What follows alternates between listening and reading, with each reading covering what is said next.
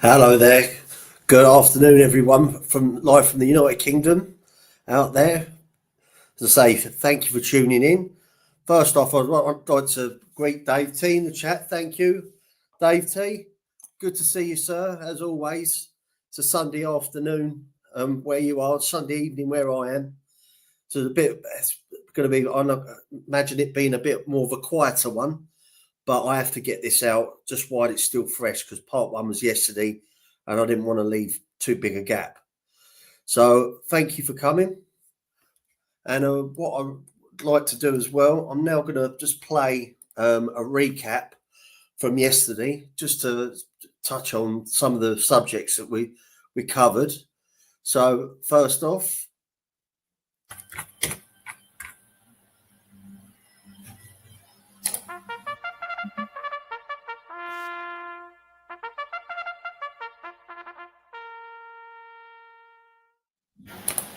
hello everyone, welcome. This is the recap from part one. I just really want to give a quick recap on what we've covered. As I mentioned, we've talked about how these gangs were formed. We've also talked about the background of Charles Sabini and his brothers. We've also talked about the amalgamation of certain gangs with the Birmingham boys run by Billy Kimber, as well as the Sabini crowd. But also, there was a few characters that have come onto the scene as well. Most notably, a lot of Jewish bookmakers, one being Alf Solomon. Also, we've talked about the history of the gambling in itself, as you could by law at this time, you could only take the bets at the racetracks. Hence, the reason why there are protection rackets for the bookies at these events. So also as well, we talked about the flying squad, which is connected with Scotland Yard, with, as I say, the police officers, plainclothes, mingling themselves within the crowds and also within the gangs to obviously try and infiltrate them. As I say, thank you for joining me, and we will get shortly into part two. Thank you. Okay. On the day after the Derby, the Birmingham boys were at Epsom in force. Three of them, Ernest Mack, William Darby and Charles Franklin, and they were kept under observation by the police as they pushed through the crowds. Approaching bookmakers and with Darby holding out his hand, Franklin told them, "Give us a quid, come on." And most did hand over some silver. Those who refused were threatened by Darby, who told them, "Come on, we're four-handed."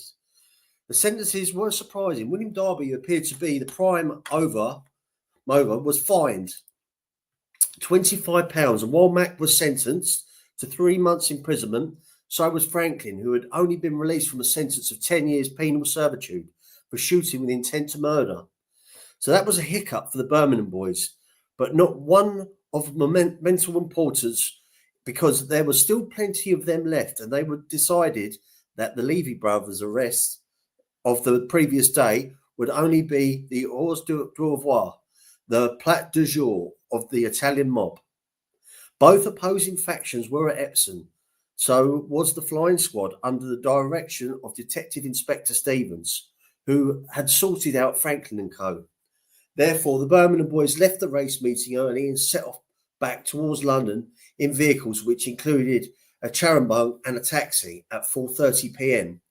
at Ewell, Surrey, near the Brickling public house. They hid the vehicles, and for half an hour, lookouts using field glasses were posted to keep watch for their adversaries. Suddenly, a tender, ironically a converted crossley, as used by the flying squad, was spotted travelling from the direction of Epsom. It chugged lubriciously up the incline to the London road, and since a crossley's top speed in that situation was no more than 10 miles per hour, the gang had plenty of time to ready themselves. The crossley had almost reached the Brickling pub, and one of the gang shouted out, "Here come the Italian bastards, kill the bloody lot of them." And the hidden taxi drove out of a side turning blockage its passage. blocking its passage. Approximately 40 of the Birmingham boys then rushed out of the bushes, armed with axes, hammers, bottles, guns, and house bricks. There was a shout of this is the Brummagen gang. And they pulled the luckless 10 bookmakers and their assistants out of the vehicle and set about them, breaking arms, smashing teeth, and slashing heads open in front of horrified residents who screamed in terror at the sheer ferocity of the attack. And ferocious as it was, the Birmingham boys appeared to be in the grip of a bloodlust, wildly hacking and slashing when Lazarus Green, one of the occupants of the tender, whose arm had been fractured, suddenly recognised one of the Birmingham boys chasing him as being an ally and shouted, "You've made a bloomer. We're Leeds men." It made no difference at all. His pursuer, who was wielding a hammer, replied, "I hope not. Anyway, get into the field and lie behind the trees, or else they'll kill you." It was by a gracious dispensation of Providence that they didn't. Thank you, Tinu. Good. Thank you for coming, sir. Now, many of the bookmakers were kicked into insensibility. Then the majority of the Birmingham boys got back in their vehicles and headed off towards London. Others ran across the field. Charles Wolfe Schwartz was hit by someone wielding a chopper, but managed to escape into a lavatory of the Bricklin pub. Schwartz regiment, with a string of convictions for larceny, later identified some of the attackers but refused to do so in court. "If I did, I wouldn't be able to go racing again," he told the investigating officers. Some of the wounded, still conscious and bleeding heavily, staggered into the house of Mrs. Martin in Cleon Passage, and while she and her husband rendered first aid, their son jumped on his bicycle and went for a doctor and the police. A garbled report that there had been a Sinn Féin riot at Ewell and was received at 5:45 p.m. by Inspector Stevens at Epsom Police Station, and he and his officers made their way through the race-going crowds. Now, even he was sickened at the shocking sight of the injuries. One man had 3 fingers severed. Apart from Schwartz and Green, Joseph Cohen, David Robinson, Solomon Levison, Michael and Isaac Lewis, Herbert Whitley, Sam Barnett and Jack Morris had received injuries of varying severity. They were taken to Epsom's Cottage Hospital, where their wounds were treated due to the gravity of their injuries. 5 of the bookmakers were detained. 2 vehicles at the scene of the attack were badly damaged. The driver of one of them, Walter Giles, was sitting by the side of the road, and Inspector Stevens informed him that he should consider himself under arrest. Now, the rumour that there had been a Sinn Féin riot gathered momentum. They were particularly active at this time, and many racegoers even turned around and returned to Epsom or took alternative routes home. A description of the attackers and their vehicle was sent out to all stations message a little later at 7:30 p.m. Police Constable Shoesmith spotted the Charing Bug outside the George and Dragon Public House on Kingston Hill. He contacted his police station, and upon arrival at the pub, Police Sergeant 63 Fee Merritt lifted the bonnet and, to prevent the gang's escape, ripped the leads of the sparking plugs. Police Sergeant Joseph Dawson, superintendent, still believing that there had been an outrage by the IRA, had armed him with a revolver, and he walked into the pub's garden where 28 members of the Birmingham boys and others had returned to London, one of whom had been Dodger Mullins, were refreshing themselves after their exertions. They were able to do so, and the previous day they obtained £140 by blackmailing the bookmakers. Having ascertained that they had originated from Birmingham, Sergeant Dawson politely asked the group to consider themselves under arrest.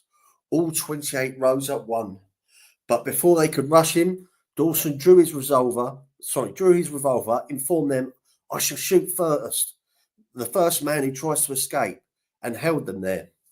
Subdivisional Inspector Hooper had surrounded the area with 50 officers, whereupon it was discovered that one of the Birmingham boys, Thomas Evers, was carrying a fish bucket.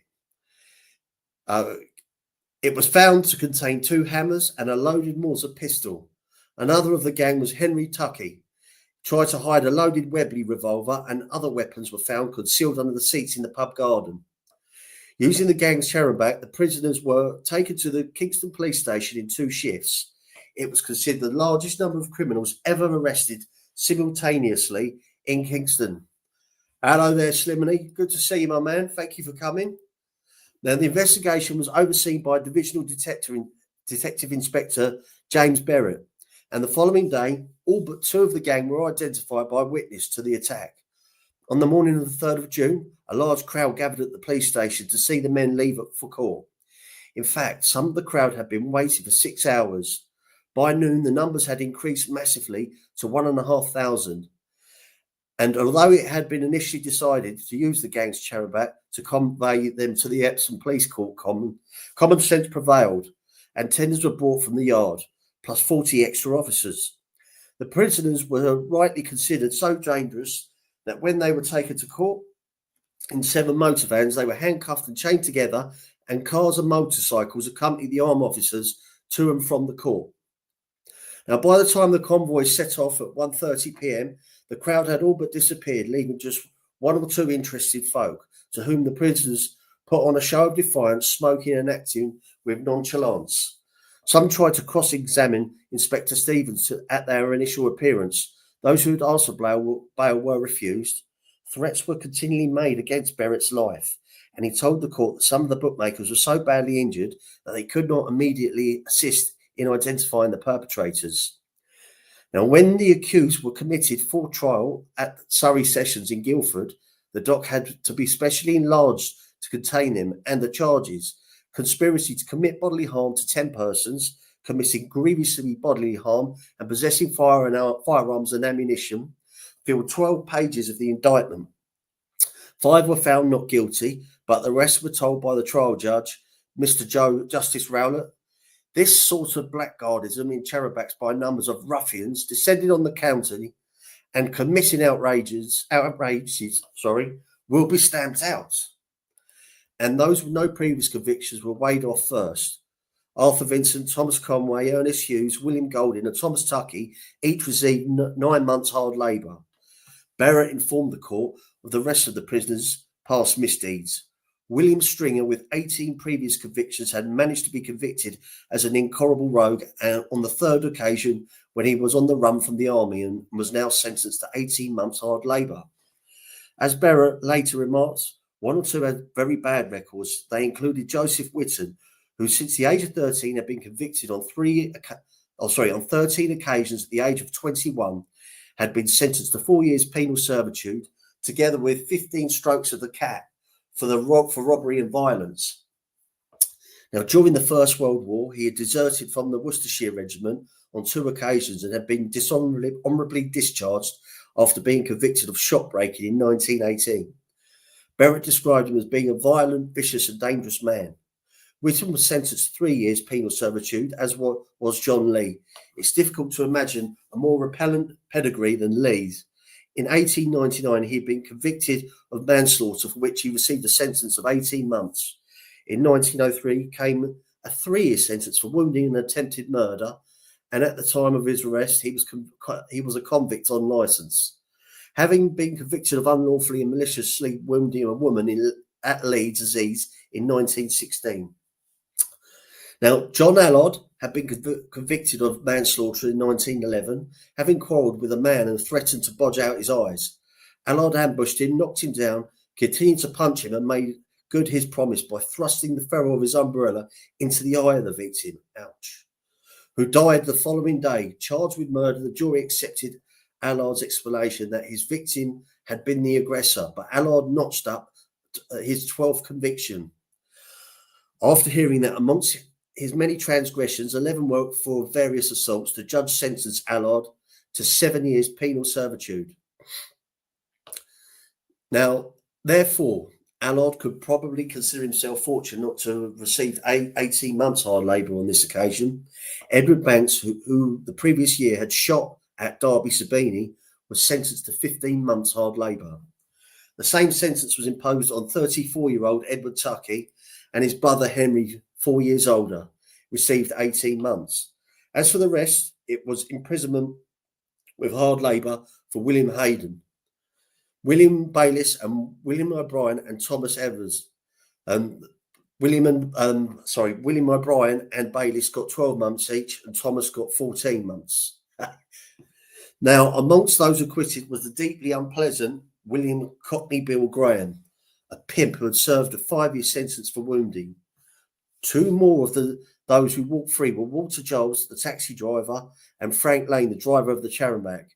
Both claimed to have been coerced by the gang. Lane had very sensibly put his defence forward at the earliest opportunity at the lower court. The coach driver from Birmingham told the bench that strangers had joined his party at the start of the return journey from Epsom and had threatened him with chastisement if he refused to allow them on board. This had been reinforced by one of them holding a pistol to his head. At Ewell, he had parked into a side turning. A taxi cab drew across the road and the tender ran into it. He later received orders to drive as quickly as possible to Kingston, but since the occurrence he had been threatened, and in Birmingham on the evening of Sunday the 12th in June, he had been offered £100 not to give evidence. These persons, Lane told the court, were strangers to me. Mr. Justice Rowlett condemned the plucky and resourceful Sergeant Dawson, as did the jury and the police commissioner, highly commending him. The commissioner also awarded Dawson the princely sum of £5, since his week's wages at the time amounted to £3 5 shillings. Now, Dawson was delighted, as were the Italian mob, less so the Birmingham boys, whose numbers had been somewhat depleted. Now, on the 5th of July 1921, an attack was carried out at Salisbury railway station by the Elephant Boys on the members of the Yiddish gang, who were on their way to the races. James Ford was arrested when the rest of the gang tried to free him. The police were seriously assaulted. A taxi knocked down one of the four gang, and the driver was assaulted by Ford and Frank Sundock. Now, they were later sentenced to 2 months hard labour each. Jack Levine, a fruiterer, was sentenced to 4 months imprisonment for assaulting the police, and Herbert Lesson, Harry Lewis were each sentenced to 6 months imprisonment for assaulting police officers so violently that they were hospitalised. The Salisbury magistrates sat late into the evening of 18th of July, deliberating the fate of the prisoners. After weighing off the first 5 defendants, the bench decided that the most suitable punishment for Jack Berman, Samuel Hatter, Israel Cohen, and Thomas Mack was to bind them over in what would turn out to be the forlorn hope that would be of good behaviour. The case provoked a furious article in the Times demanding that the Jockey Club take action and saying they cannot be ignorant of what is happening. The Jockey Club hit back saying that the disturbance had taken place outside the enclosures and there was practically no rowdyism at the meeting, and suggesting that the disturbance was partly caused by the police for having the impudence to break up games of chance. Now, there were a couple of more skirmishes in July and August in 1921. There had been bad blood between Billy Fowles and a member of the Camden mob and Leonard Mitchell, who was affiliated to the King's Cross Boys. Apparently, Fowles, with 2 companions, had gone to Mitchell's house at Albert Street, Camden, in February 1921, and without warning had attacked Mitchell, blacking his eye and breaking his ankle. As Mitchell later told the Detective Sergeant Waldron, I thought an explanation was necessary and a promise of no more threats. This was achieved by Mitchell together with James Foy, Norman Gill, and also William Gale, waiting for Fowles to return home at North Street, Edgware Road, from his employment as a porter at the Regent's Palace Hotel. When he did arrive at 1:40 a.m. on Sunday the 7th of August, Mitchell seized Fowles by his coat and said, "Just a minute, this is the man I want," and punched him in the nose, causing him to fall into the gutter. As he scrambled to his feet, a revolver was fired, and the men were charged with shooting at Fowles with intent to murder. Now, Mr. D. Ironcourt, the magistrate at Marylebone Police Court, thought there was sufficient evidence to commit his men for trial, but alas, the jury thought there was an insufficiency of it to convict them. We now come to the 17th of August at Bath, when Billy Kimber sought to extract a suitable revenge for being shot some 5 months previously. The bullet which had hit him passed right through him, ricocheted around the room and allegedly ended up on Darby Sabini's mantelpiece, and Kimber discharged himself from hospital days later. Now he appeared fully recovered, and with the humiliating events of 2 months previously, when the ranks of his gangs had been seriously reduced to their embarrassing blunder in mistaking the Leeds mob for the Italians, still fresh in his memory, he led the gang into attack. Prior to the race meeting, the drivers of the 3 charabacks containing the Birmingham boys were told to stop outside St. Stephen's Church, whereupon the occupants swarmed out and attacked a number of the Sabini affiliated bookmakers. One was Frank Heath. Now, he was a clerk to a bookmaker who was walking up the hill when he was attacked from behind, knocked onto the ground and kicked. Now, it appeared that he'd been hit with a hammer, taken to the Royal United Hospital. His injuries consisted of a broken finger, cuts to his hand, and a scalp wounds. Okay. Yeah, absolutely, Dave. Now, the other attacks came at 10:30 a.m. outside the Grand Pump Hotel, and this time the victims were Alf Solomon and his clerk, Charles Bild. Solomon could apparently recall little of the attack. Hello there, Hollywood 210. Good to see you, my man. Thank you. Okay, yeah. Saying that he was struck from behind with a heavy weapon and knocked to the ground, whereupon he was hit with other weapons and kicked violently. Bill was more voluble, saying that he had just emerged from a shop in Stall Street when a large man grabbed him by the lapel. First, the man hit me with a large lump of iron, and finally I was hit by a sandbag and knocked nearly unconscious, he said. Adding, Solomon was also knocked down. I managed to crawl to the Grand Pump Room Hotel. He described the mob, 100 to 150 around him. This may have been an exaggeration, since onlookers put the likely number at 50. And when he and Solomon were taken to the same hospital as Heath, they looked a sorry sight, their shirts and waistcoats covered in blood. The house physicians, Dr. Hosford, dressed their injuries, abrasions to their knees, lacerations to their scalps, and Bywood stated that his attackers were part of the Birmingham boys who had attacked the Leeds bookmakers some 6 weeks previously. In fact, he provided the names of 2 of them, who I know well. The Charabacks continued to the racetrack, where one of the drivers were reported seeing what he described as a policeman's truncheon lined with lead and studded with horse nails on some of the seats. Then, half an hour after the attack in the town, police saw a sudden rush of men entering the 2 shilling ring and attacked Alf Solomon's brother, Henry, who drew a loaded 6-chambered revolver from his pocket. But before he could use it, it was grabbed by one of the mob, George Riley of Brighton, who was in the 2 shilling ring at the time, saw Henry with the revolver and also heard a shout of, "Put that revolver down!" Police Constable Stevens disarmed the man, then saw another man hit Henry with a hammer as he lay on the ground. The officer grabbed hold of the attacker, but 4 of the 5 of the crowd pushed him against the rails, forcing him to release his captive. An associate was giving assistance when he climbed over the fence, crying out, "They'll kill me if they get me," and he ran off at a great pace. The police moved in to stop further assaults, and Henry was treated by the St. John Ambulance Brigade for a severe head wound. He refused all particulars and was found to be in possession of an open razor and a life preserver. Several other witnesses, apart from the police officers, gave evidence at Western County Police Court. And although Henry had denied having the revolver, he pleaded guilty to possession of a firearm without certificate, and a more serious charge of possessing it with intent to endanger life was dismissed. Now, Mr. Charles Crank Sherman, his rather excitable lawyer, suggested that the matter might be best disposed by the means of bindover, but the chairman of the bench took a different view and sentenced Henry to hard labour for 1 month, ordering him to pay special costs. The attack on Bild was heard at Bar City Police Court with Philip Thomas in the dock. "I'm innocent," he told the police. "I don't know why they picked me up for this. I don't mix up with them." The case dragged on, with the prosecution stating that Bild was too unwell to attend the proceedings. Thomas was later joined in the dock by Edward Joyce and Billy Kimber, who was now living at 18 Warren Street, Islington. They had appeared at Bath Central Police Station accompanied by Mr. Bradbury, who told Detective Inspector Marshfield, these are the men you want to see.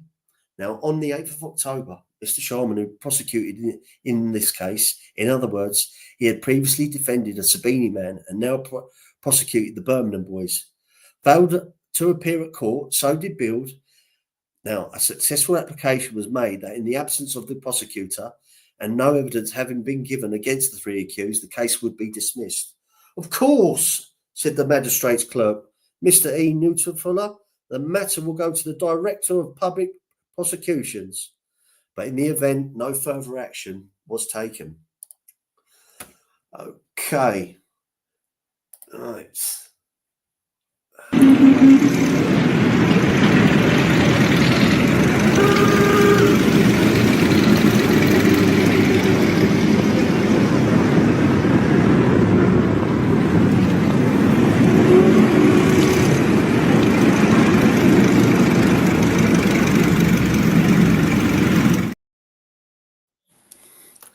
Matters had become so grave that in August 1921, the racecourse bookmakers, the Backers Association, hello there, sweetie, thank you for coming.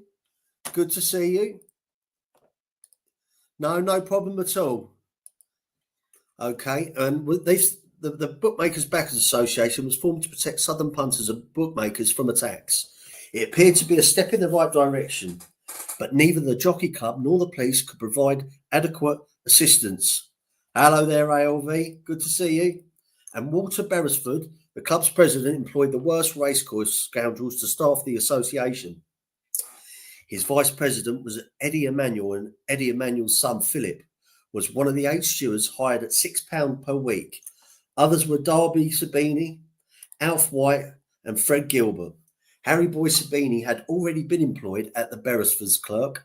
Incredibly, they were seen by the senior Jockey Club supervisor as being men of integrity and fair dealing. Now, Aaron Jacobs, a 36-year-old bookmaker's clerk, was seen by the flying squad officers passing through the turnstiles at Hurst Park Racecourse and was fortuitously overheard by Detective Dawkins to say to his companions, "If any of the fuckers are here today, they'll catch it." Dawkins noticed that Jacobs had a hatchet concealed in his coat pocket and followed him into the crowd. Jacobs was looking up and down the line of bookmakers as through searching for someone, but then realised he was being watched and ran away. He was later seen to speak to a bookmaker who shook his head, after which Jacobs picked up an old newspaper, wrapped it around the hatchet, and tried to hide the weapon in his pocket of a bookmaker's car. Now, he was allowed to leave the course because Dawkins had received information that men who had accompanied him were armed, and it was his intention to arrest them all. Unfortunately, the others escaped, and Jacob was arrested for being a suspected person. Asked what he was doing with the hatchet by the car, Jacobs replied, "I'm not mixed up in this turf trouble. I'm going to work for a bookmaker named Crawford." This was Alexander Crawford, who appeared as a witness for Jacobs at the Kingston upon Thames County Police Court on the 22nd of August 1921. Saying that Jacobs had worked for him, had been entrusted with sums of money. "You employed him as a terror?" asked Detective Inspector Gross, to which Crawford answered somewhat evasively, "Not exactly, but I know he can take his own part." When Jacobs gave evidence and told the bench that he used the hatchet for pointing the wooden stakes used by bookmakers in fixing up their boards, Gross pointed out that the hatchet was brand new and still bore its price label. Asked by the chairman of the bench, Lieutenant Colonel Hepworth, if anything was known to Jacobs' detriment, Gross was able to read out a long list of previous convictions dating back to 1901, which included robbery with violence and 2 cases of living on immoral earnings. His sentence included one of 20 months hard labour and the other of 9 months, together with 12 lashes of the cat o' nine tails. This was sufficient for chairman to impose sentence of 3 months hard labour. Yeah. Hello there, Tommy Stiggs. 1901. On the 23rd of February 1922, 2 of the Birmingham boys, Michael Sullivan and Archie Douglas, were razor slashed in Soho's Coventry Street by a gang including Alf White, Alf Solomon and his brother Henry. And although they were arrested, they were also bailed. Alf Solomon was again arrested shortly afterwards following a savage razor slashing on Fred Gilbert. He was formerly a Sabini man, but there had been a falling out with the Italian and Jewish factions, and now Gilbert's Camden Town gang had affiliated itself with Brummy Sage gang. Now, a mob led by Alf Solomon on Good Friday had treated Gilbert on an appalling attack with knives, razors and machetes, which required the insertion of 69 stitches. Ooh. Now, in both cases, proceedings were dropped due to the lack of evidence. Darby was dropped as well from stewardship of the Bookmakers and Backers Association, as were several other racecourse thugs in September 1922. Since they had started to impose unauthorised charges of their own during a court case that followed, the judge stated that the sooner the association was dissolved, the better. Now, on July 24, 1922, John Thomas Phillips, he had taken the stand of Fred Gilbert and was attacked following a meeting at the Chatfield Hotel, Brighton, the night before Goodwood races. The persons responsible were said to be Harry Sabini, Alf and Henry Solomon, and Alf White, although the only two charged were 28-year-old James Ford and George Langham. Aged 34, both had boxed professionally, and Langham, having returned home on leaving during the war, had promptly gone on the run and, changing his name, had boxed as a flight rate, being referred to as Billy Shelton's Unknown. Langham's real name was Angelo Giancoli. He had previously been sentenced to 6 months hard labour at the Old Bailey for wounding, and not only had he been recruited at a very early stage as one of Darby Sabini's principal thugs, he was also one of the stewards employed by the RBBA. Ford had already been jailed for 2 months following a fight at a railway station the previous year, and on this occasion he and Langham had demanded the loan of £2 from Phillips. The men had left the hotel, and Phillips, apparently too frightened to refuse, handed over the money. While Langham punched and kicked Phillips, Ford slashed him with a razor, causing injuries which necessitated 14 stitches in his face and his ear, which was almost completely severed. Now, Phillips went to the local police station where Sergeant Swannell saw he was suffering from a severe cut to his neck and that his shirt and chest were covered in blood. He gave a written statement, but the paper upon which it was written was covered with so much blood that it had to be destroyed and only a copy could be produced. Following their appearance at Brighton Police Court, the prisoner's defence was a total denial of the offence. Yes, Langham had drunk with Phillips at the hotel on the night of the attack, but Phillips had left. And when Langham walked out of the hotel, there was the poor fellow on the ground, not wanting to be attacked as Phillips had been. Langham walked smartly away. Harry Weston, a commercial traveller, corroborated Langham's account, as did Harry Cohen, a bookmaker.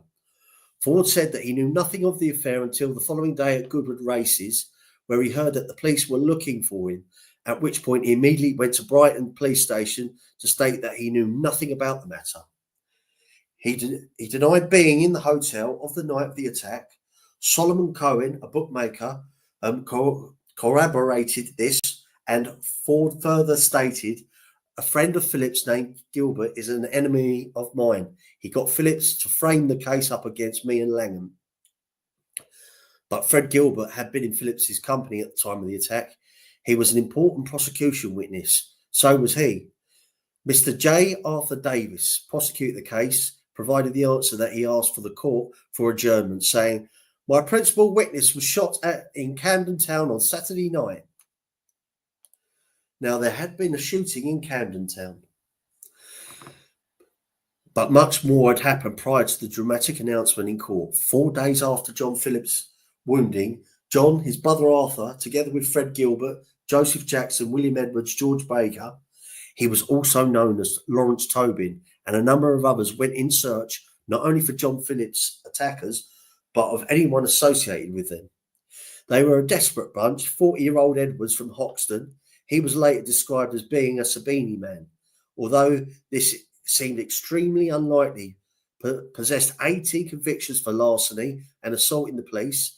enlisting in the 5th Royal Fusiliers in 1915. He was sentenced to 12 months imprisonment in 1918 for attempting to pickpockets. And when he was released on the 15th of February 1919, he was handed to a military escort. He escaped the same day. At this time of his punitive expedition, he was shown on his army records as being a deserter. Jackson's record was no better. Age 34, father of 5 children under the age of 11, he had enlisted in the army in 1906 and within 2 years had a record consisting of indiscipline, striking an officer, committing a felony and repeatedly deserting. And whilst he was receiving treatment in a military hospital for shell shock, neurasthenia, he had found it beneficial to his rehabilitation to demand money from shopkeepers and costermongers in the Bermondsey area. Now, on the evening of the 24th of July 1922, the gang homed in on the Red Bull Public House in Gray's Inn Road. Darby Sabini was there, as was Alf White. Also, their company was Detective John Rutherford of the Flying Squad, who, according to differing accounts, was either off duty, keeping observation, obtaining information, or on annual leave. There was a confrontation between the two groups, who then left the pub in the street. The crowd increased to about 30 in number. I was in the public house at about 10:15 p.m. when I heard a shot, said Mrs. Baker. I looked out the door and I saw a man dressed in a dark suit with a big revolver in his hand, taking deliberate aim at someone. I could not see in the Grays Inn Road. He fired twice. James Cann, a barman, also witnessed the incident, seeing a man walking backwards down Portpool Lane and firing a revolver as he went. The firing frightened our customers, he said, and some of the women fainted. Now, William Bellan, hearing the sounds of shots, went towards the scene but was stopped by Fred Gilbert, who produced a revolver. Go the other way, he told the curious passerby, adding, or I shall blow your fucking brains out. Another witness was none other than George Langham, on bail from Brighton Police Court, seeing Arthur Phillips and 4 other men entering the pub. He prudently hid behind the counter. He later followed the group outside, but when the shooting started, he ran straight back into the pub.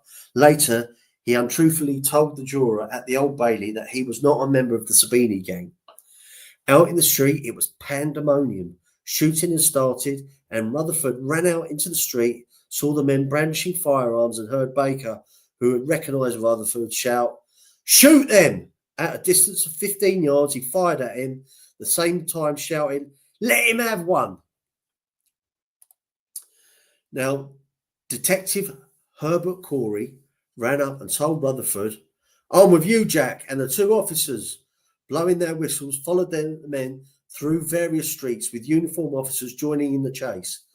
Both Edwards and Phillips pointed their revolvers at the officers, and Phillips shouted, "Go back, Rutherford!" After which both fired at the officers in hat and wall. Rutherford caught up with Jackson, who told him, "Go away or I'll do you in," whereupon Rutherford knocked him to the ground and disarmed him. Now, George Fagolio, he was a Sabini man, and he had actually nothing to do with Jackson and co., tripped up an officer before being arrested in Way Street, Clerkenwell Road. Now, upon arrival at the police station, he dropped a small revolver which had been in his pocket. Phillips and Edwards got away, the latter being arrested in his bed. None of the shots fired resulted in anyone being injured, although one of the bullets hit a tram car in Gray's Inn Road, entering one side of the car and burying itself in the panel at the rear, and missed one of the passengers by just 12 inches. Now, Detective Inspector David Goodwin was the senior CID officer in charge at King's Cross Police Station. When Arthur Phillips was brought into his office, he made a statement in which he admitted being at the pub with 2 girls on the night in question, which read in part, "We were having a drink when I saw Darby Sabini, Alf White, and another man outside the public house with razors. Inside was the Camden Town gang. Lon Jim was there, and I could see there was going to be trouble. When the shooting commenced, the 2 girls ran away. All the trouble was through my brother Johnny being slashed at Brighton. They tried to do it in him, and now they're trying it on me. Now, at the Old Bailey, Rutherford stated that that the pub he had noticed Alf White, Darby Sabini, Alf Solomon, and George Langham, and was asked the cause of the rivalry between the gangs. Well, it started with racing, replied Rutherford, but I believe the case was the razoring of Philip's brother at Brighton. Now, in his defence, Jackson said that he had seen a man firing a revolver, but had taken away his weapon and fired it into the ground until it was empty. It was true, he said, that he had pointed the revolver at some men who had chased after him, but he was unaware that the police officers, and in any event, he had not taken deliberate aim at Rutherford. Jackson, Fagoli, and Baker were found guilty of possessing firearms, with Jackson and Baker additionally being found guilty of possessing firearms with intent to endanger life and shooting at Rutherford with intent to cause him grievously bodily harm. Both William R. Edwards and Arthur Phillips denied having anything to do with the affray, and surprisingly, given the weight of evidence against them, they were both cleared of all charges. John Phillips, who had allegedly accompanied the vengeful mob, didn't feature at all in the proceedings. Chief Inspector Brown castigated Jackson when his barrister, Mr. J.D. Castles, pointed out that Rutherford had previously stated that his client was not connected with any of the racing parties. Brown stated quite emphatically that Jackson was a confirmed and dangerous thief. Sentencing was postponed until other matters were concluded.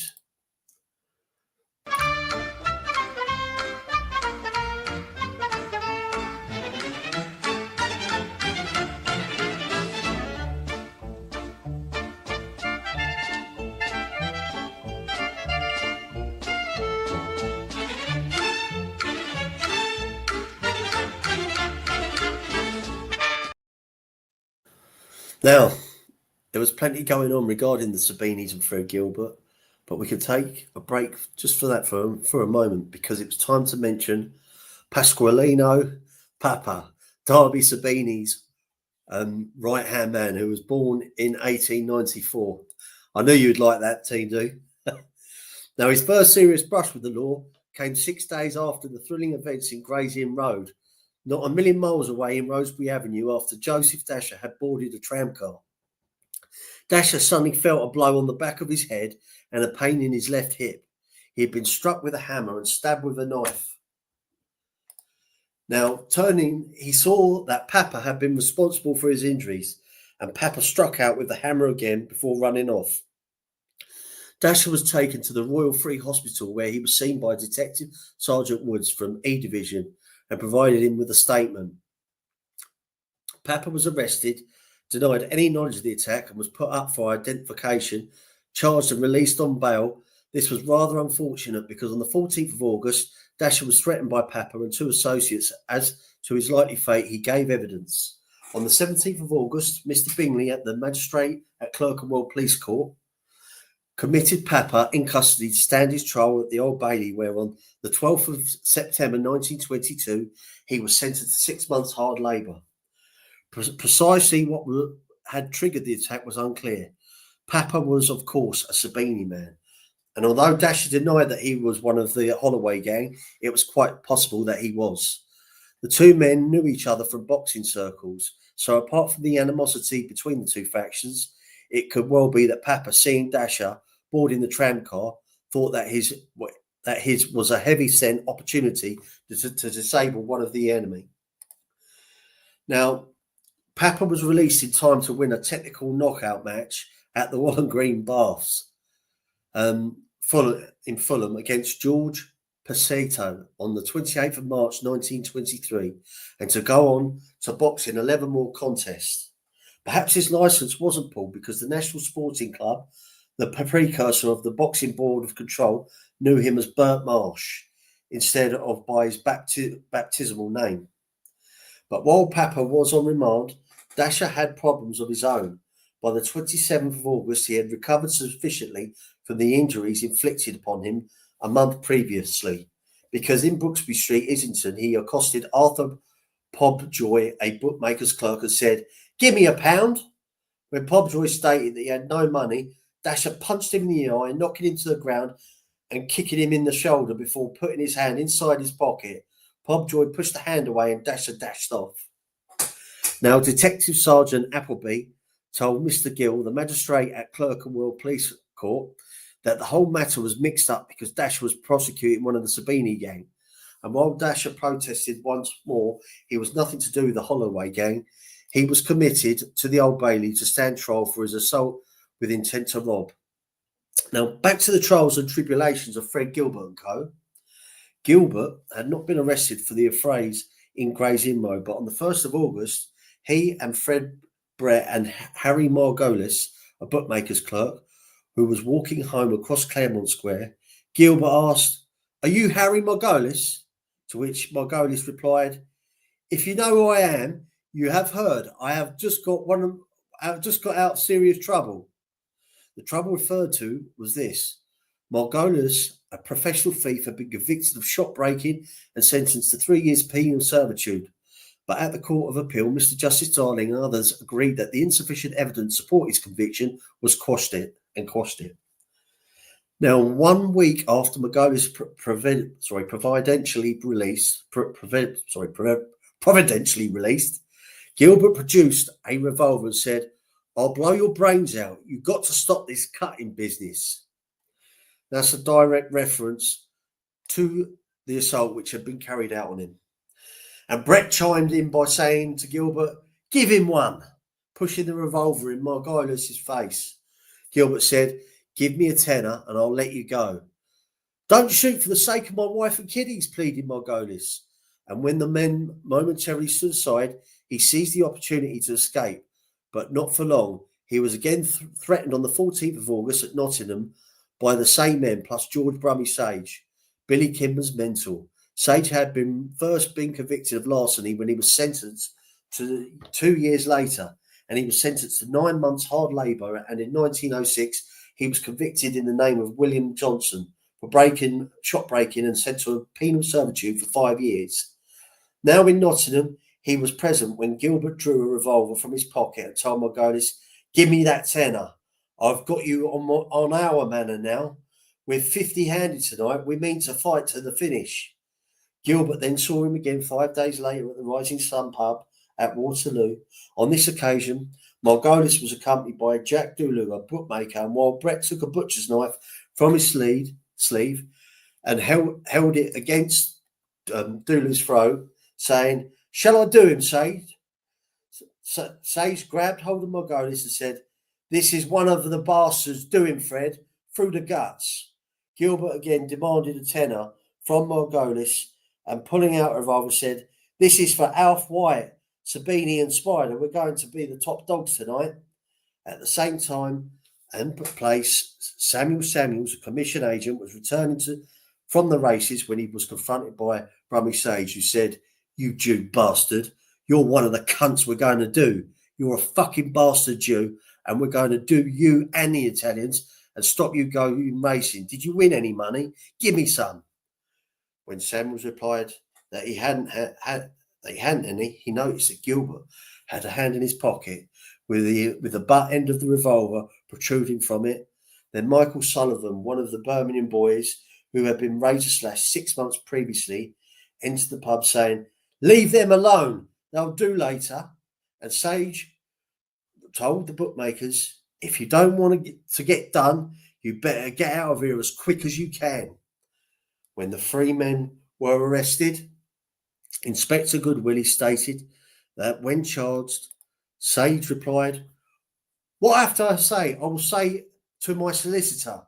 At Clerkenwell Police Court, the officer told the magistrate that he was instructed to oppose bail very strongly. In turn, the magistrate stated that he would require a very good reason not granting bail. "We look upon these men as very violent characters," said Goodwillie. "They have been engaged in assaulting others and going about with revolvers and other weapons for some time." But the magistrate had other ideas, saying that he thought that the substantial bail would meet the case, and he had a fixed surety of £50 for each of the defendants. However, on the same day that Margolis and co. reported these matters to the police, this happened. Now, on the evening of the 19th of August, 1922, Tommy. A number of people, including Fred Gilbert and George Sage and their wives, left the Southampton Arms public house in Mornington Crescent at about 10:15 p.m. The Italian faction must have had good intelligence, because right at that moment, 3 taxis screeched to a halt and a dozen men emerged brandishing weapons and firearms and opened fire. None of the shots hit Sage or Gilbert. Not all of the gang were caught or even identified, but 6 were. Joseph Sabini, Alf White, George West, Simon Nyberg, Paul Buffer and Thomas Mack. No problem, Joe. Thank you for coming, mate. Thank you. Now, one of the gang had a coat on his arm. Underneath it was concealed a pistol, which he fired, shouting, "Take that!" West also opened fire, shouting, "Take that and all," whilst Joseph Sabini also shot Gilbert, shouting, "That's for you." The weapon that Sabini had used had a handle resembling a walking stick, but it was combined with a 6-chamber revolver and stiletto, which, when recovered, had traces of Gilbert's blood on the point. The attackers scattered after running 50 yards. Sabini, having dropped his weapon to the gutter, was caught by Police Constable Robert Clark, who had witnessed him fire at Gilbert. Sabini said, "I'm an innocent man, Governor. I haven't got any firearms." A Browning pistol was also discarded, and a life preserver was tossed into the garden. Nyberg was seen to drop a heavy hammer, then ran slap bang into the side of a tram and put his shoulder out. And Mac, who was chased by Gilbert, boarded a tram car where he struggled when a young woman named Amy Kemp who was seen screaming. Mac had knifed her in the arm. The police constable Archer, who was travelling on a bus,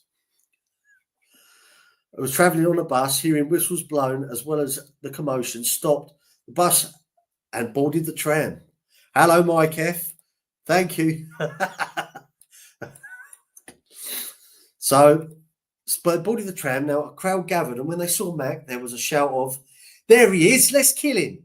For the first time in his life, Mac was probably grateful to the police for arresting him and saving him from the depredations of the mob. And even though his helpers found a close knife in his pocket, one by one the men were brought into Albany police station, where Nyberg said, "When I was arrested, I was absolutely drunk. I didn't know what I was taken to the station for. I had nothing in my possession. I'm not guilty. I know nothing about it." Sabini said, "I'm being defended," and Boffer told the officer, "I had nothing in my possession at all." West told Detective Inspector William Boothie, "I wasn't there. I never had a firearm in my life, except the one I took away from Gilbert." Now, this is all a concocted tale against us.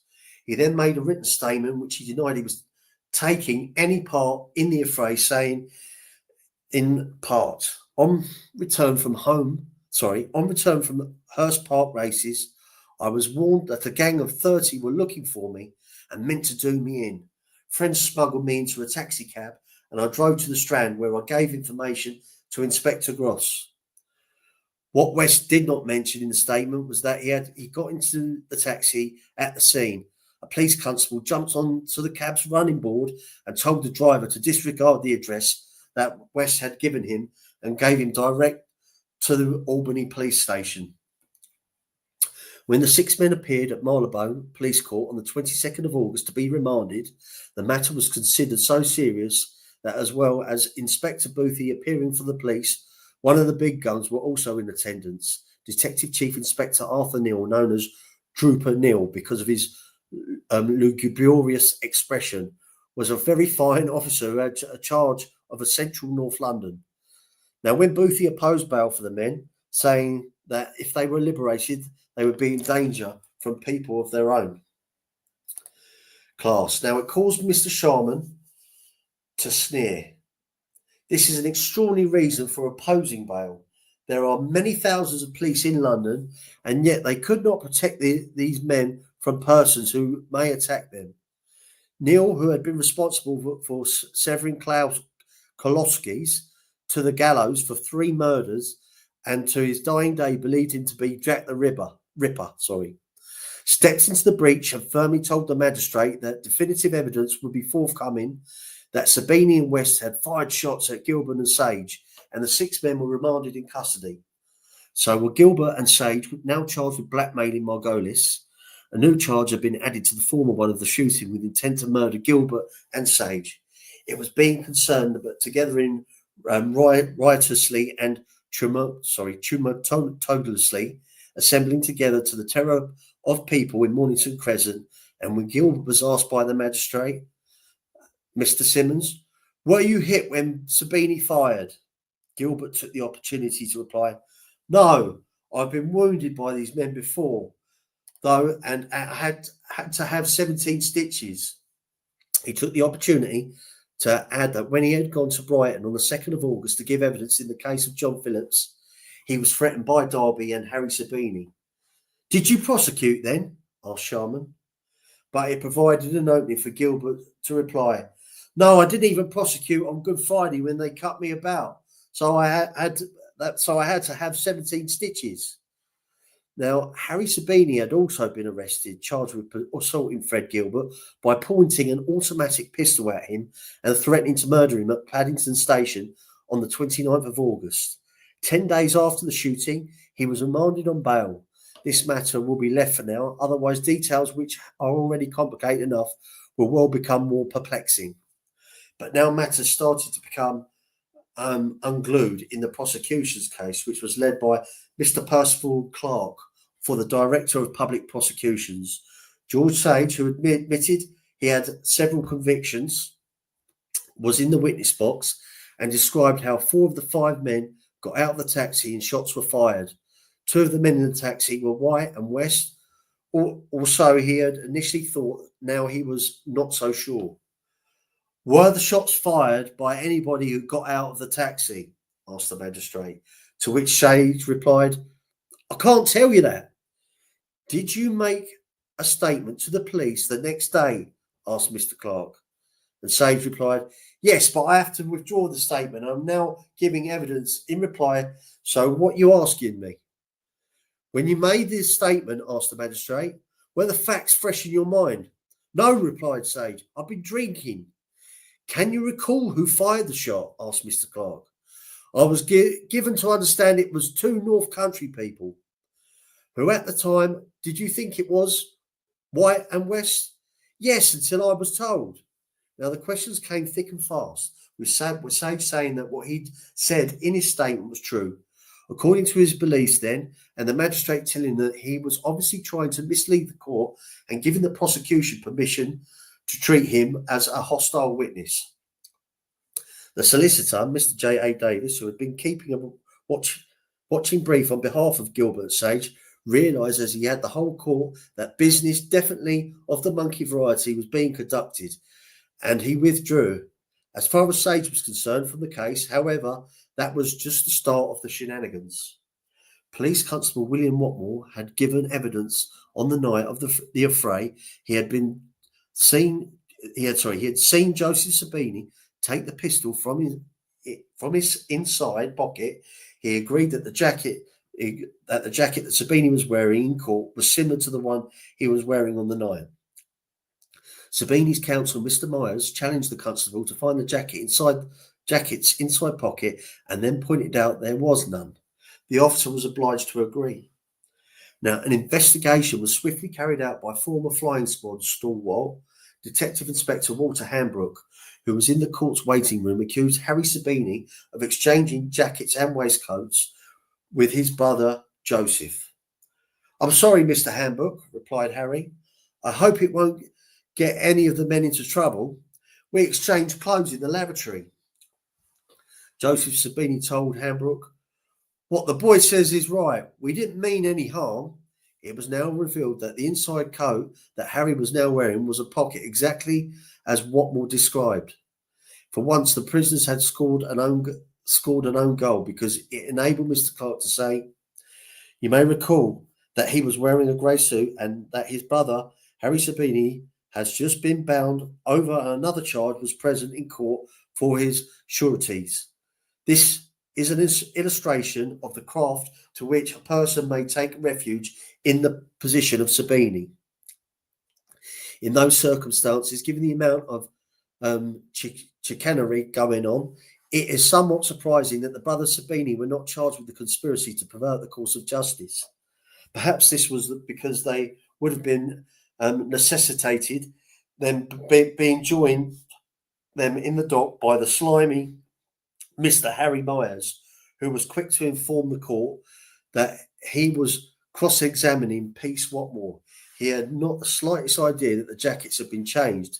If the magistrate, Mr. Simmons, thought that Myers was as bent as a 9-bob note, he gave no indication of it. Next came Peter McNeil, an electrician, who stated that he had made a mistake in his first statement to the police, in which he identified Alf White as firing a shot. Mr. Clark said he would like to treat him as a hostile witness. You could treat him as a hostile witness, snapped the magistrate, telling McNeil, have a little pluck, do your duty as a citizen. You shall be protected in every possible way.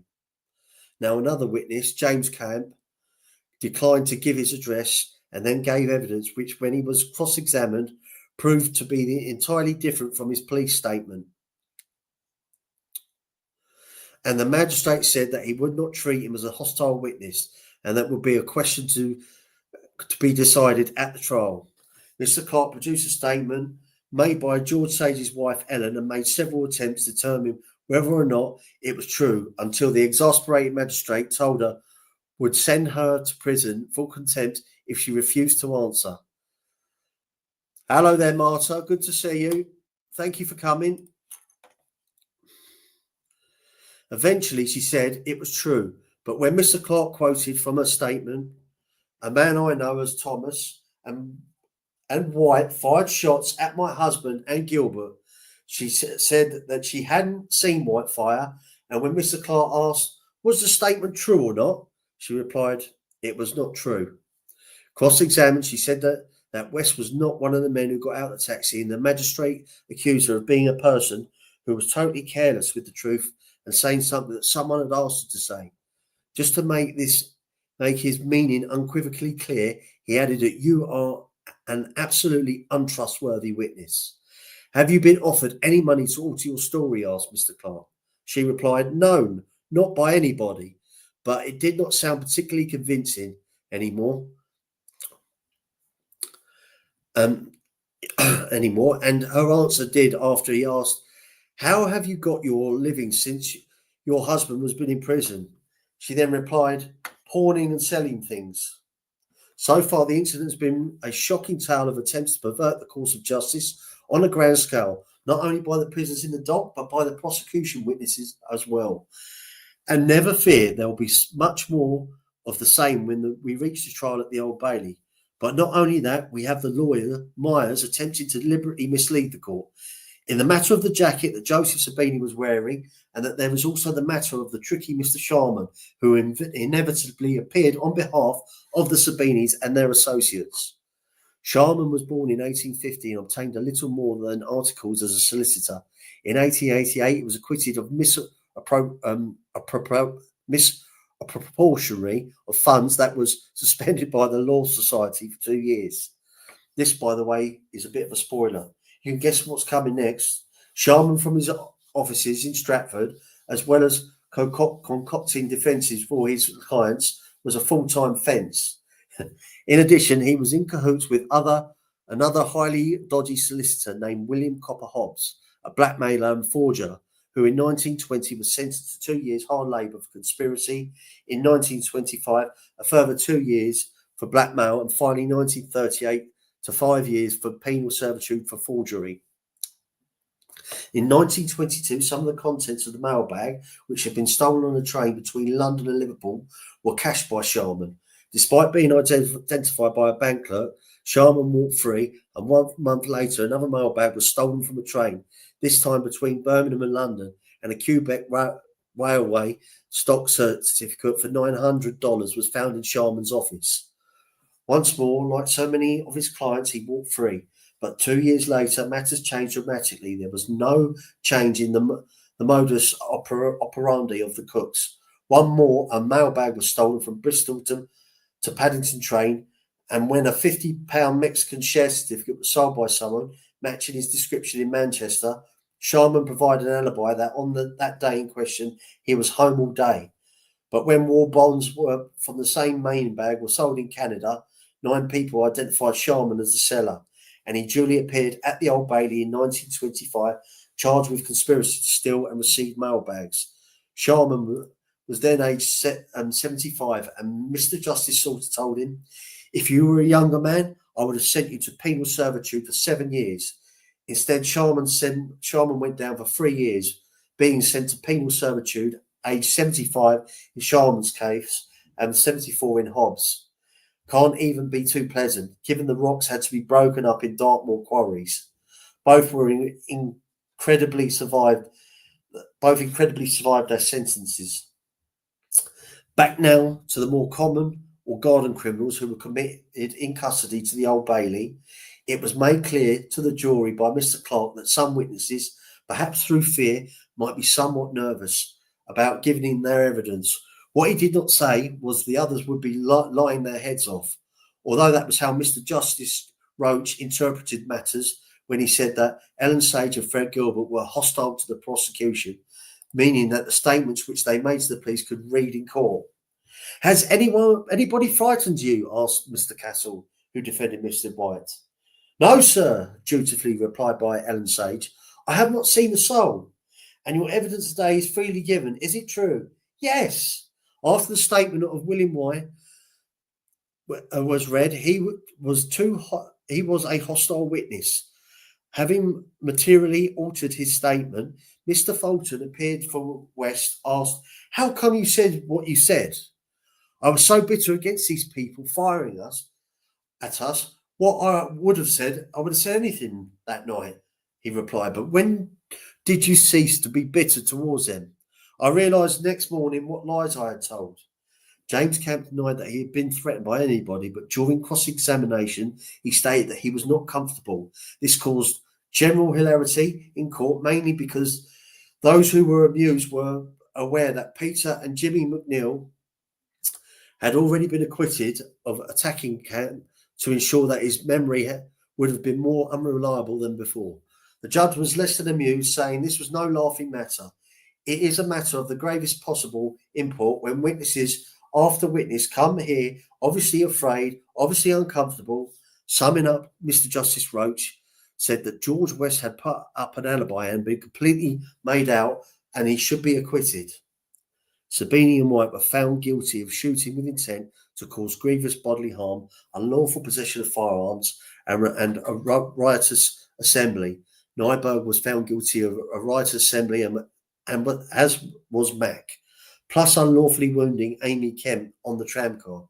The judge then deferred the sentence. He was going to deal with the affrays in Gray's Inn Road and Mornington Crescent together, and on the 3rd of November 1922, he did.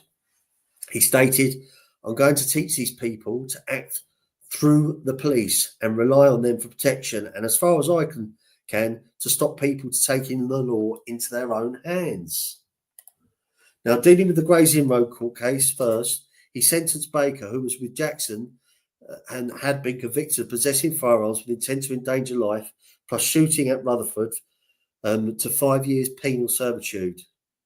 Now, Jackson and he got convicted of 7 years penal servitude, and so did Fagioli, convicted of the lesser charge. Now, the judge commended the police officers, particularly Rutherford, who he said had acted with great courage. He was later awarded the King's Police Medal for gallantry. Now, next it was the turn of those convicted of the Mornington Crescent affray. White, the court was told by Chief Inspector Brown, had on several occasions given information to the police regarding racing matters and dangerous criminals frequenting racetracks, as well as being a steward for the Bookmakers Protection Association, the object of which Mr. Castles for White suggested was to take steps to prevent ruffianism on racecourses, and those steps were not violent. To this, the crusty Mr. Justice Roach declared, "I'm not going to investigate the merits of demerits of the Bookmakers Protection Association. Before we could pass sentence on White, a woman came to the front of the dock and cried, "Have mercy upon him, my lord." The judge asked that should she be gently removed. This was probably Mrs. White, who had previously and piteously asked the magistrate to grant her husband bail because he had businesses and 8 children to care for. But whilst White obtained freedom on that occasion, he was unlucky this time. Told he would go to penal servitude for 5 years with a concurrent sentence of 2 years hard labour. He groaned, "My God," and placed his head in his hands. Now, Joseph Sabini did little better, despite Chief Inspector Brown telling the court that he had never been in contact with the police before, had given information to the police and assisted them as much as he could. He was sent to penal servitude for 3 years. Nyberg was sentenced to 21 months hard labour and Mack to hard labour for concurrent terms of 18 and 6 months. However, there were still matters to be cleared up. The case against Fred Gilbert, Brett Sage, for demanding £10 from Harry Margolis came to a grinding halt. The judge telling the jury, "You have lived for 2 days in an undescribable atmosphere of connivery, lies, and human folly, which might have astonished you, which as you might know about the world." Now, the men were acquitted after Gilbert's barrister, Ronald Oliver, said that his clients were merely asking for a repayment of the loan. Mind you, the acquittal had been aided and abetted by George Moore, Johnny Gilbert, Tommy Ackroyd, and Joseph Smith, who told Margolis and Samuels the likely effect of their health if they persisted in giving evidence. Moore and co were arrested. Their cases were chucked out as well. As for George Langham and James Ford, they were acquitted at Sussex Assizes on the 11th of December 1922 of unlawfully wounding John Thomas Phillips. There was the matter of Harry Sabini threatening Fred Gilbert with a pistol. Having heard that there was a warrant in existence for him, Sabini went along to Paddington Police Station, where he saw the detective Sergeant Copley, who read him the warrant. Sabini replied, "What a liar! I never said a word to him. He was supposed to go to Brighton on a job. That's why he got bail, but he turned up at Paddington with a crowd." Alfie Solomon asked why he was going and whether he was going to make trouble. He told them to mind his own business. The train started and we rushed to get in. We only go out in case Gilbert's crowd set about Alfie. "I never carry a gun or anything. I don't like trouble of any kind." Gilbert did give evidence at Marylebone Police Court, saying that Sabini had pointed the pistol at his head and told him, "I'll blow your brains out." Sabini in turn stated, "I had no pistol in my possession that day," but the magistrate disagreed, and although he described Sabini as a dangerous man, he imposed the surprisingly lenient penalty of binding him over to keep the peace for a period of 12 months in the sum of £200, with surety in the same sum. Otherwise, Sabini would go to prison for 6 weeks. It was a leniency that was misplaced. Within weeks, Sabini was summoned to show cause why he should not street that amount, owing to the fact that he'd been earlier fined for assaulting one of the Cortese family. In fact, he was ordered to forfeit just £3 and his surety won Edward Emmanuel. But never fear, the brothers Sabini and Cortese will surface again very shortly in stunning style. Okay, ladies and gentlemen, I hope you enjoyed that. I'm going to draw it there because we're at 1 hour and 15. What I am going to do, because I'm Tino, I'll drop that in there in the link if you would like to join and have a little chat. Thank you everyone for viewing. I know it's hard. It's information coming at you. But I wanted to do that. So it obviously gives the people that don't particularly like to read, they might like to listen and have someone project the story and get their own feeling for it. So hopefully Tinder's listening and he's going to join me. Thank you, Mike. Thank you. No problem at all. It's very glad you came in. Thank you to Marta. Thank you for coming in. Joe Delamora, thank you, sir. Tommy Stiggs, I don't know if he's about. Miss Sweetie, thank you. Hollywood 210, good man. Thank you for coming. Dave T, as always, pleasure. Slimony, good man. Thank you, sir.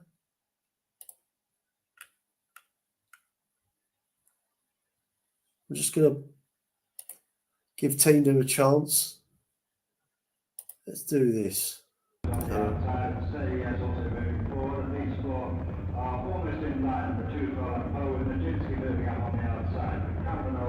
Is the black mark on the stands rail. And coming out of the final furlong mark, and the Jinsky up to tackle record. We're going quickly on 150 yards from home, and it is the Jinsky clear in another 100 yards. The Jinsky record off the sandal and coming over the hill in the fourth.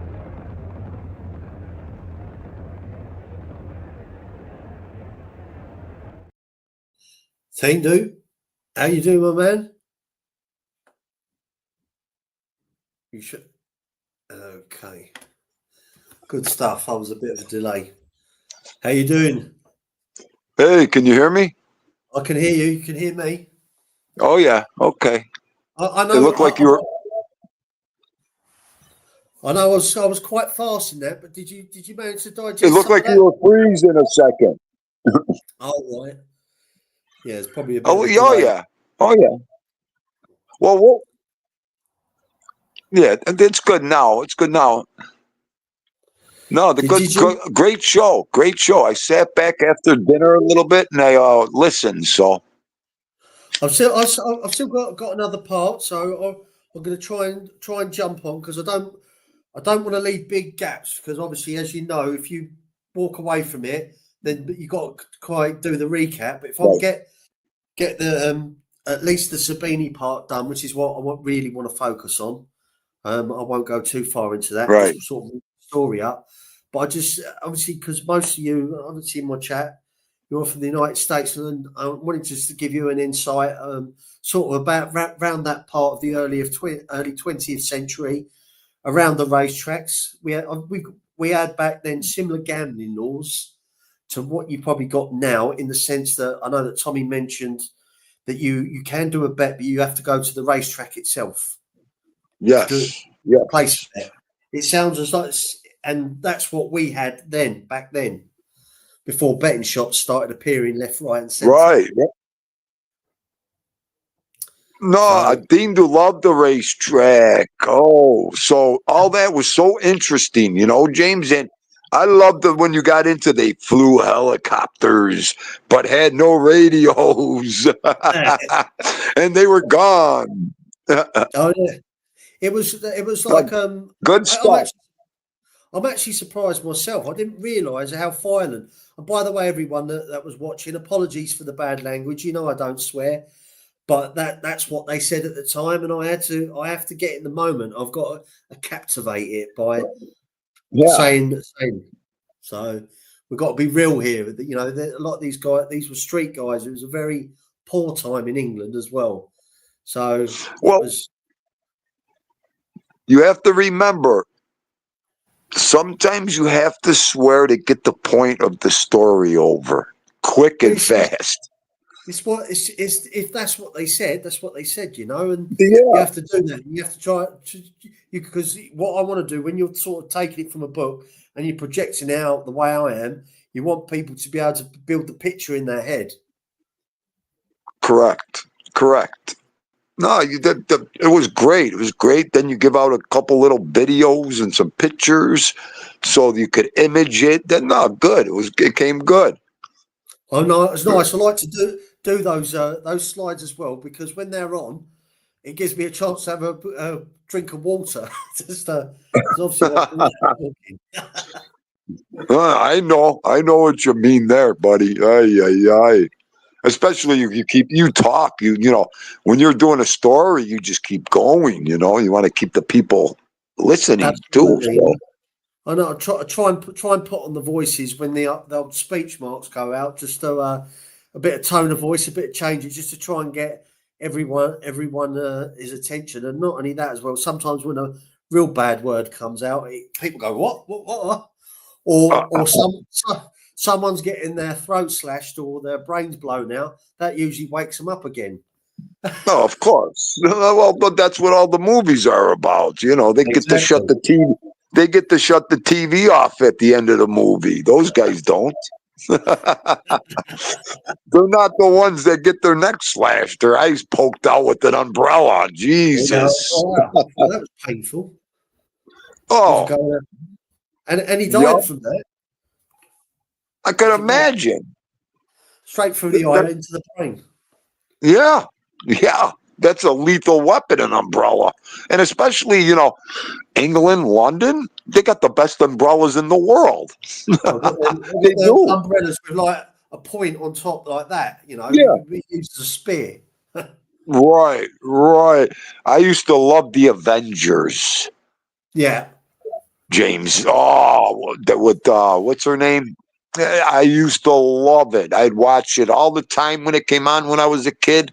You know, yeah. Sneed. She was great. Diana what? I can't think of her name right now. I can't believe it. But yeah, I used to love the Avengers. That was good. Yeah, no, I just thought that was some good old programs. As I say, I Yeah, don't want to go too off that because we could talk about that all day. How things were good back then and what they are today. That's a whole topic right. in itself. Well, like I said, me being from the States, I just love to hear other history, you know, and Yeah. I'm always interested in that kind of stuff too. So it works out great for Dindo. I mean, there's So, kind of you know, we got different names for different ranks in the police in with the police officers. I know sometimes it might be another thing as well is like a bar, like a public house we call a pub, which is basically a bar in America anyway. So there's just right, certain terminologies, but thankfully, hopefully, a lot of it was pretty easy to run with, you know. right, right. All right, Goomba, I'm going to get back to my festivities here. Get ready Yeah, for this game. I wanted to stop on, say great show, keep up the good good work, stuff. and hope to see you tomorrow. You will see me tomorrow and come on the Eagles. You got it, Gooms. All right, have a good night. Cheers. Be good. Take care. All Thank you, right. everyone. Thanks, Team Do.